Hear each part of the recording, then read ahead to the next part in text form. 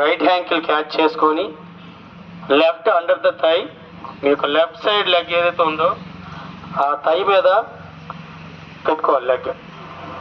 Okay, hands అందరూ కూడా నడుము మీద పెట్టుకొని ఒకసారి బ్యాలెన్స్ చేసుకోండి బాడీని.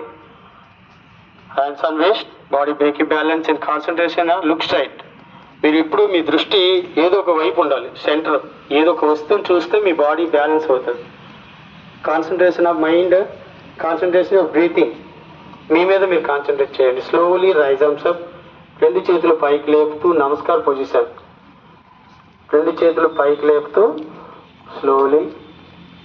నీ అనేది స్ట్రైట్గా ఉండాలి. రైట్ సైడ్ అయితే రైట్ సైడ్ నీ స్ట్రైట్ ప్యారలల్గా ఉండాలి. ఇది 90 డిగ్రీ నీ ఉండాలి.